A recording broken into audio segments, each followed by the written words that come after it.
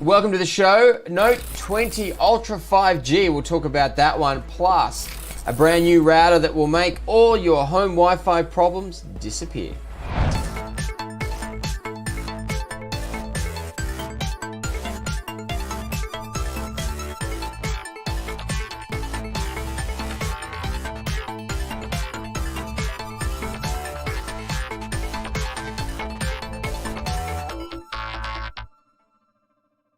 Lots of tech news this week. We're going to have the Samsung Note 20. We'll talk about that one real shortly. But Reels, the brand new TikTok competitor released by the guys at Facebook, has been released for the last few weeks.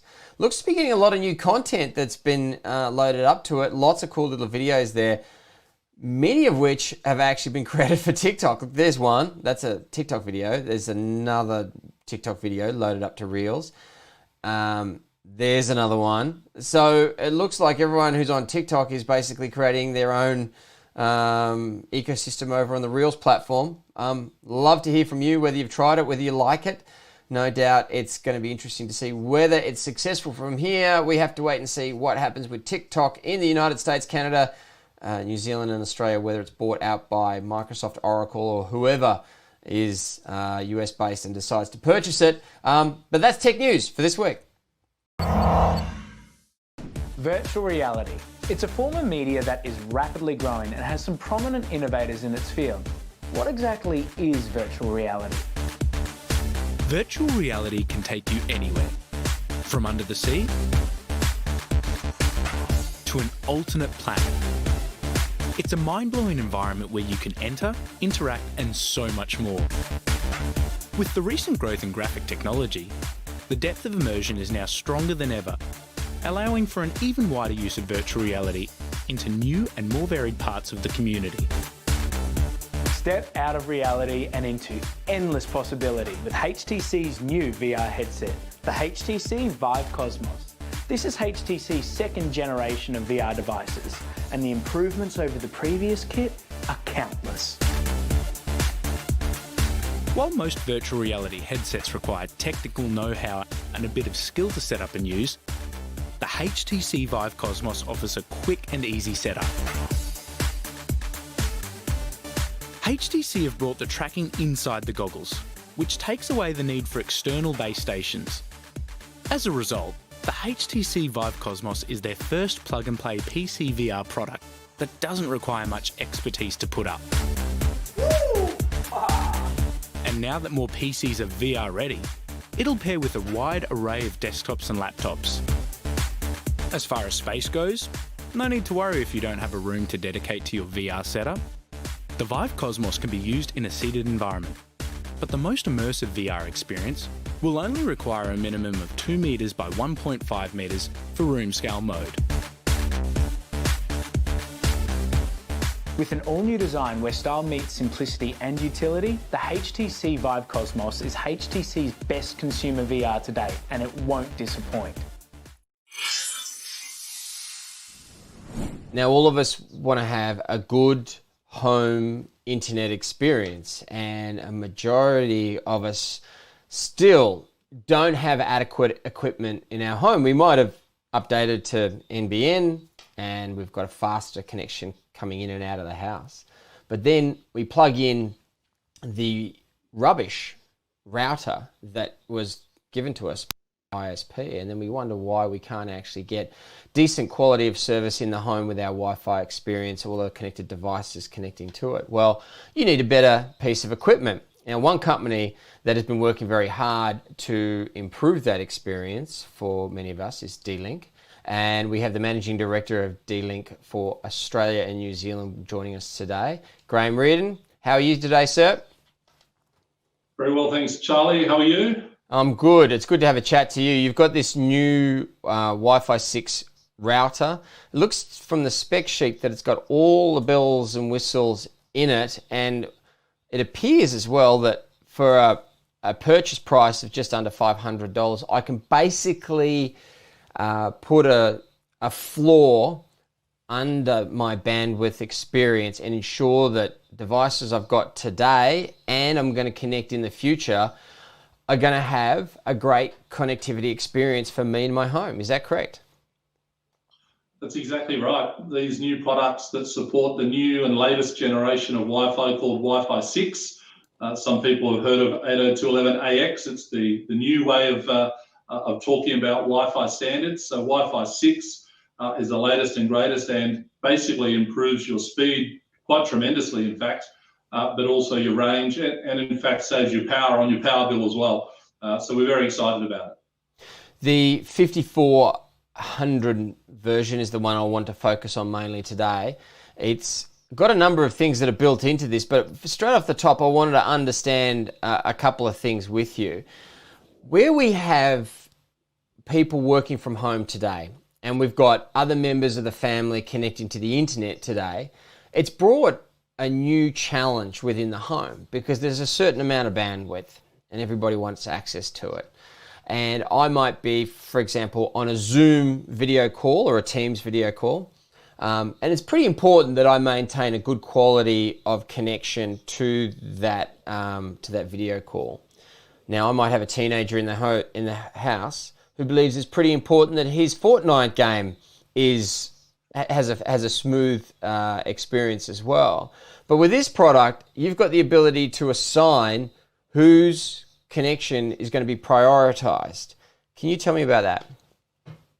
Yeah, that's right. I hear you loud and clear here, Charlie. As I think I mentioned on your show before, I have 5 children, all boys, all love their electronic equipment, and so I too have the exact same concerns when having a Zoom call or a Teams call, as you said, at home, where we're obviously working from time to time at the moment. So one of the big benefits of Wi-Fi 6 is that it really focuses on the in-home experience.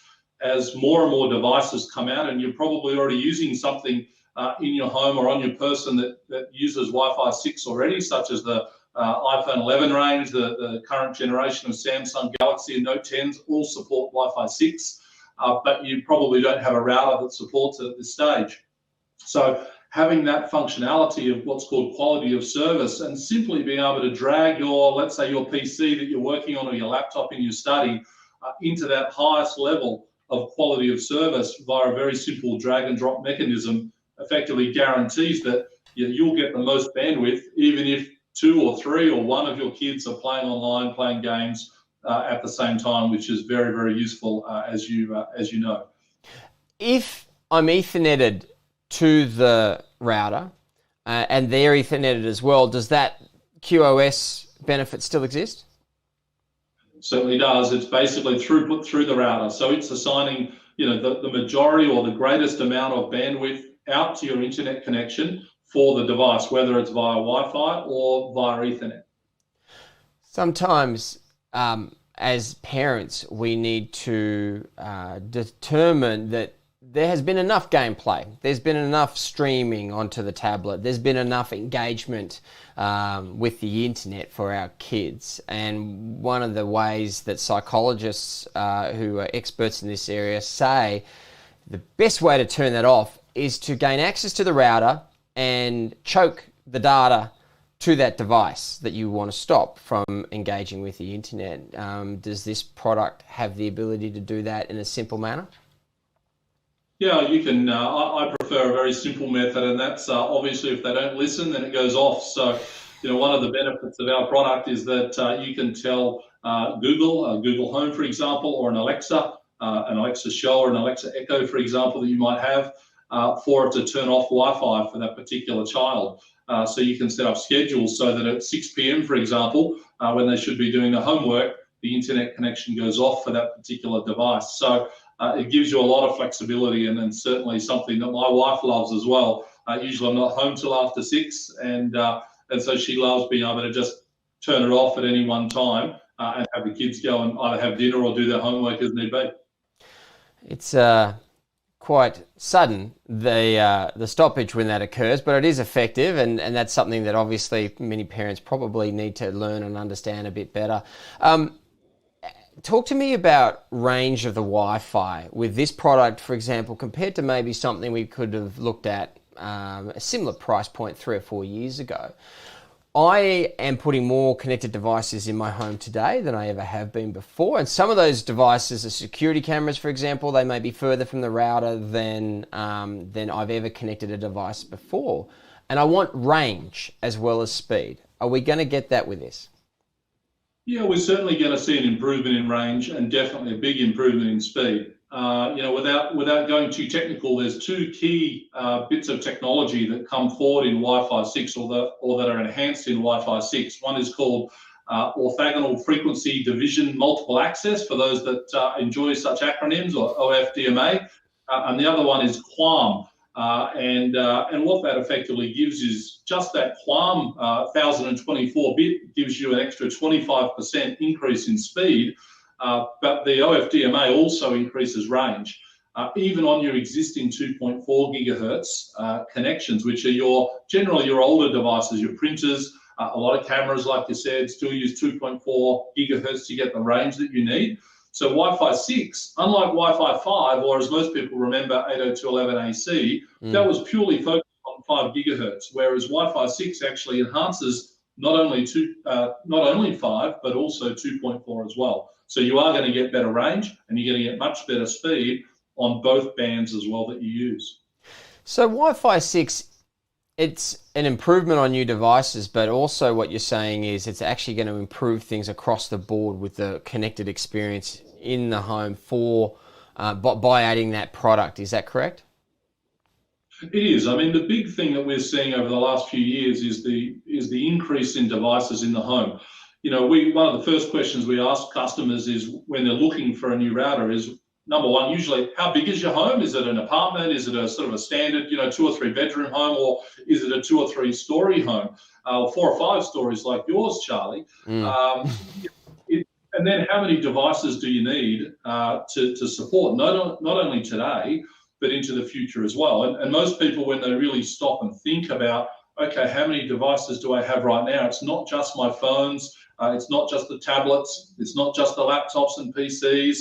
It's also, for example, the game consoles. It's also the Google Chromecasts. It's also the Google Homes and the Alexa Echoes, and all of these smart home devices that are now coming out onto the market. And the average today is around 20 devices, and it's exponentially increasing. So you need to think about, well, if I continue doing what I'm doing over the next 3 or 4 years, which is about the average lifespan that we see for most people keeping a router, or when the next generation of technology comes along, it could well be 40 or 50 devices. So we always ask customers to look at those two parts of the equation and then really aim for something that would still be workable in 3 or 4 years' time. And I think that's where the new DIR X5460 that you're talking about really comes into play. The top of the line, and will last you for some time in the future. One of the products you brought out in the past, and it seems to be a trend by yourself and other vendors making routers for the home, is to include a subscription to a security package that provides parental controls and things like that. You've got a McAfee option in your lineup of products. Is it important to have that in all of the routers you're selling, or is it just important for customers to understand that, look, if they want added security, buy this one. If they want this level of security and this level of control, buy this one. And how does a customer sort of determine which one that they need?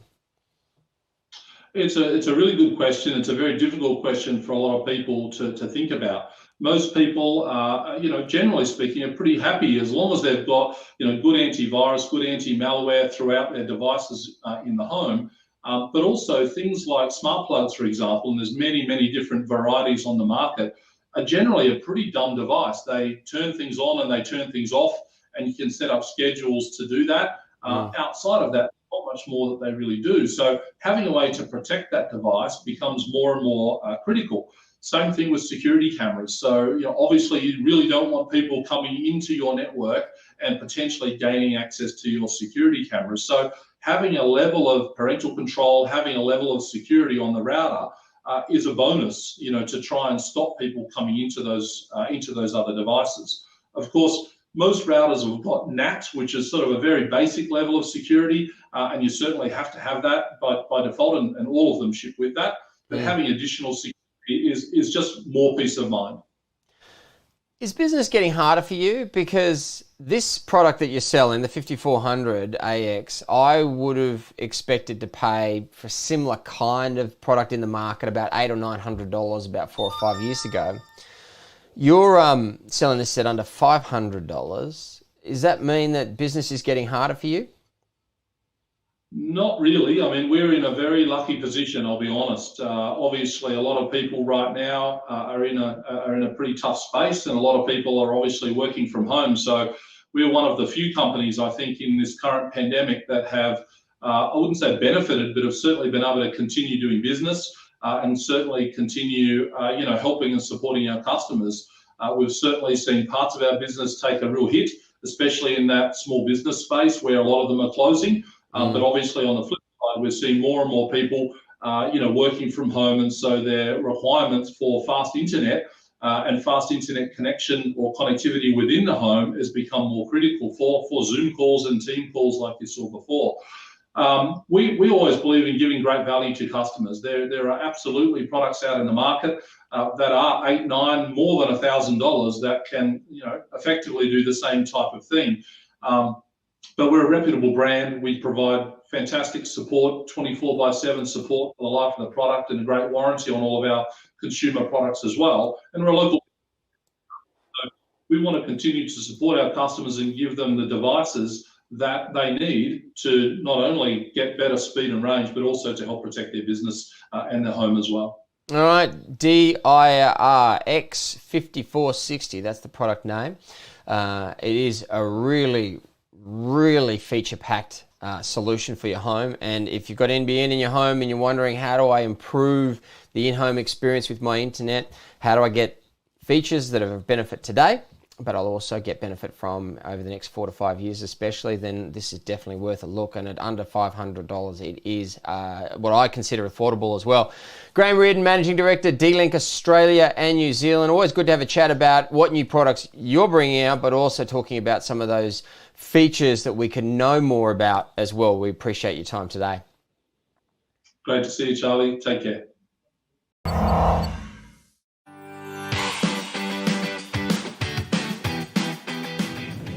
This is Genie, the touchscreen device delivering your favourite streaming entertainment. It's smart, safe, and fits in your pocket. You'll notice that Genie has no cameras, as this is an entertainment device. Every Genie has Bluetooth and Wi-Fi connectivity, a 5-inch plastic touchscreen, FM radio receiver, and a 2,200 mAh battery. We've also included basic parental controls allowing you to pin lock the apps and settings on every Genie. Don't know the pin? Then you can't open the app. There are 3 versions of Genie: Genie, Genie Plus, and Genie Connect. Genie is perfect for listening to apps like Spotify and Apple Music with limited distractions. Genie Plus has the same hardware but is a Google-registered device. So we've pre-installed some Google services like YouTube, Google Maps, and Chrome, and you can download and install your favorite apps via the Google Play Store. Genie Connect is just like the Genie Plus, but with 4G connectivity. Your Genie Connect will stream your favorite entertainment via Wi-Fi and 4G, make and receive calls, and also text. With Genie Connect, we've included the ability to personalize the incoming and outgoing call and SMS experience using our preloaded call block. Block or approve incoming calls and SMS traffic as you decide. Find your Genie, a safer, smart device.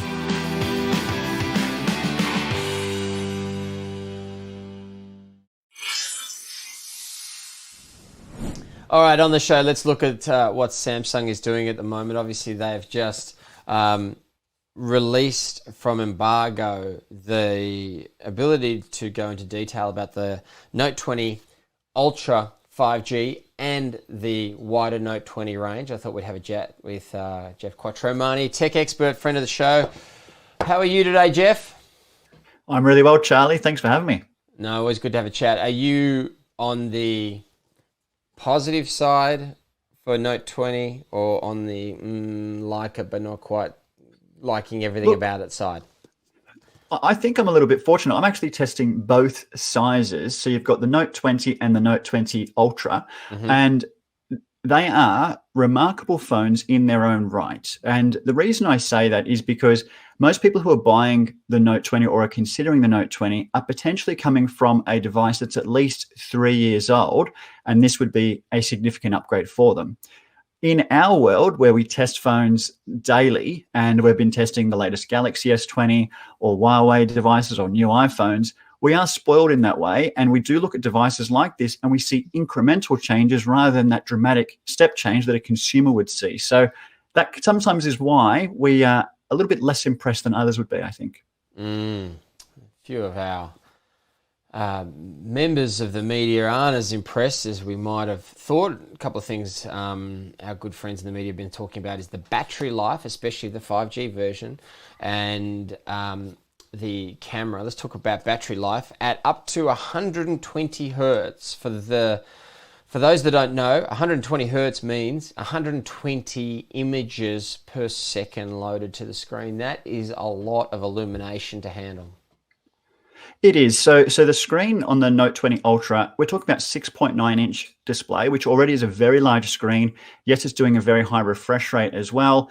With the 5G backed into it, also, there is a lot that's consuming the battery. And obviously, the things that we do on these phones is high energy as well. So the productivity task that you can do on this device is like you could do on a laptop. So, for me, I'm getting to the end of the day. I'm getting to the end of the day with some battery life left. But you've got to remember, I'm at home almost all of the time at the moment. So if just through home use, I'm making it through the end of the day with around 20% battery life, that would suggest that when I do get back to being productive out and about, traveling on the train, going to the office and things like that, when it's hopping off Wi-Fi, jumping on 4G, 5G networks, I actually think we will make it to the end of the day, but only just. And as a result, people will need to start thinking about how they manage their charge, whether it's using a desktop charger when they're at work or keeping a power bank in the bag. It is surprising that a device like this is only just making it to the end of the day and not something that you would take away for the weekend and leave the charger at home. You can't have everything, can you? I mean, you can't have gigabit cellular download speeds. You can't have a 6.9-inch screen at 120 hertz refresh rate. You can't have an S Pen that will be writing on the screen at remarkable efficiency, and then still have the ability for the phone to go for 2 days. I mean, at the moment, we're just not at that point. Technically, maybe if we want to spend $4,000, but not at $2,000. Yeah, look, and that's one of the things to remember is, what we do on these phones today is not what we did on them 3 years ago. I mean, we always refer back to the old Nokias that you would charge once a week, and that was amazing and remarkable, but we sent texts on those and the screen looked terrible. So, we can't compare apples with apples in that case. If you look at devices today, most of them will get through a day of battery life, and that's normal. But when a device has a screen this large and we're doing such high energy things, it's not surprising to me that I do get to the end of the day and the battery is worn down. I think what brands are doing to compensate for that is allowing things like fast charging, where if I plug in for 10 minutes, I'm almost going to get 50% battery life back. So those types of efficiencies is what will make this whole, burden on battery life a little bit more easy to deal with. Absolutely. The camera at the back, it juts out now. I mean, you can almost see it from where you are, right? Are you a fan, or does that kill the experience for you? Look, I really don't like the big camera bulge on the back. I do actually like the fact that when I hold it, I can rest my finger underneath it and it almost becomes something that you can use as leverage when you are holding the device. But Samsung does not include a case in the box. In the past, they used to include a clear silicone case, and that would at least make you feel a bit more comfortable in leveling out that bump on the back. I would really recommend that anybody who buys one of these devices also buys the case at the same time, because it will always rest on the camera otherwise. Whenever you put your phone down, that's the thing that's really going to be rubbed on the table and things like that. You don't want to damage those lenses because, when we think about these devices, the cameras are really one of the big shining points. Yeah, the case manufacturers will be loving the fact that there's no included case in the box with this one. But look, at the end of the day, that's the commercial decision they've made. Camera quality, I haven't actually had too much of an opportunity to go out and take a lot of photos with this thing. How have you found it? Look, I found it really good. I mean, obviously, you've got those 3 cameras on the back. There is laser autofocus. If you haven't seen a phone that has cameras like these before, you'll be blown away. Now, It does offer optical zoom as well as a 50 times super digital zoom, basically. And while that's nice to have, and it does get you very close to the subjects ahead of you, you obviously do lose image quality when you do that. So I could take a photo of a duck in the pond, standing quite far away from it, and the image doesn't look too bad, depending on how far you're zooming. Now, the way it handles light during the day is exceptional. I know that I've taken photos of a car, for example, with the sun in the background, which normally you would never do, and I still get a really good exposure of both the car as well as the backdrop. In saying that, in the evening, I'm noticing that nighttime shots tend to get quite blurry because it is trying to do a lot of intelligence to bring that light out at nighttime. But at the same time, you do get this blur effect if you've got any sort of movement happening during that nighttime scene. So you got to play with the settings, play with the all the different features that are there. There's a pro mode that you can use to really adjust all the aspects of the camera. But it is something remarkable. And, you know, as we're seeing on screen, you've got this 8K video recording as well, which, you know, most people don't even have an 8K TV yet. But if you did, you could start to shoot video on your smartphone in 8K, which is crazy to even say. Those first steps in 8K, I'll tell you what, it's something to keep for a very, very long time. All right, it is the Samsung Galaxy Note 20 5G model, and 4G model is out as well as of the end of this week. As of today, you can still pre-order, I believe. It's going to be released in the stores at any second, so hurry up with that if you want those free buds that come with that pre-order offer. A good phone, as much a PC that sits in your pocket, a large pocket, as it is a phone. But look, lots of cool features there. Jeff Quattromani, thank you for taking us through some of your favourites. We'll speak to you again next week. Thank you, Charlie. TP-Link have brought out the latest addition to their Deco range, which is designed to kill Wi-Fi dead zones with their mesh technology that's easy to set up and gives you reliable coverage throughout your home. Say hello to the Deco M9 Plus. The Deco M9 Plus can deliver Wi-Fi to an area of up to 420 square metres with its 2-pack. If you need more range, add another Deco unit to the network whenever you're ready. Broadly speaking, the AC number is the speed you'll get from the internal network. And the higher up the model range you go, the higher the speeds. The Deco M9 will be able to provide a fast and stable connection with speeds of up to 2,134 megabytes per second. Strategically placing mesh routers is key. If you have a large home area with multiple floors, it can be a good idea to place one unit on each floor, or one at each end of the house to maximise your network coverage. The TP-Link Deco range is designed with today's smart homes in mind too, with the ability to connect over 100 devices without noticeable latency. This becomes important when you think about smart light bulbs, speakers, TVs and other connected gadgets. The Deco range is discreetly designed, so it won't look out of place like some routers. And setup is made really simple. Just download the Deco app and it'll walk you through every step to configure your network. If you're continually losing network connectivity at your home, mesh networks are a great way to eliminate dead zones. The TP-Link Deco line is worth looking into.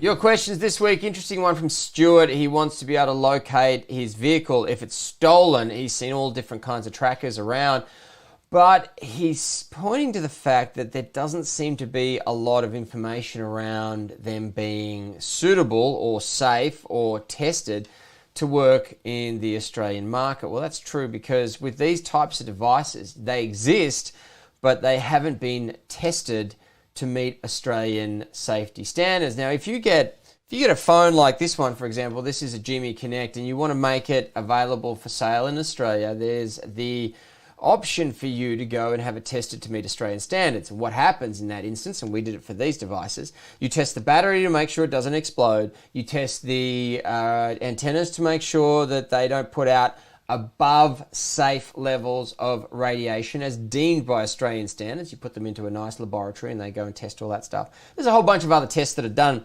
After that, you can become an ACMA approved or ACMA safe seller of the device. Now, you want to be selling a lot of different units of that product because it costs you a lot of money to go and do that. Many, many thousands of dollars. The thing is, with tracking devices, because they're sold all over the world in a whole bunch of different markets, they sell them online because it's a very niched product. Most of the products that we've seen that are offering products in this space don't meet those standards. So when you go looking for them, yes, you can buy them, but you don't know whether it's going to work on all cellular networks in this country, how long it's going to work for, how long the battery is going to operate for. You just don't quite know whether those products are going to be safe. So in this instance, there's lots of them around, and you can track your pet, you can track your caravan, you can track your car if it's stolen, all sorts of different things that you can track, even your school bag, for example. But you need to make sure that you're purchasing a product that does meet Australian standards. Please do that, because if it does, it means it's safe for you as a consumer, and more often than not, you'll also have recourse to get warranty support as well, because traditionally those companies that are making their products safe for Australian standards actually are operating in this jurisdiction as well. They're not just selling it from far off overseas. And that's going to help you as a customer as well. So hopefully that helps you, Stuart, with your search. And look, send us any examples that you've seen if you want us to check. We can actually, or you can even go onto the Acma website and see whether somebody is a safe seller of telecommunications devices yourself. There's a little search engine there as well. Hope that helps you, Stuart. Thanks for joining us this week. Questions in the comments section. We'll chop some of these interviews up and publish them on Facebook and YouTube during the week. Thank you for tuning in again. Tune into our radio show Saturday morning, and we'll have more Cyber Shack TV episodes coming up next month. We'll announce those soon. See you next week, though.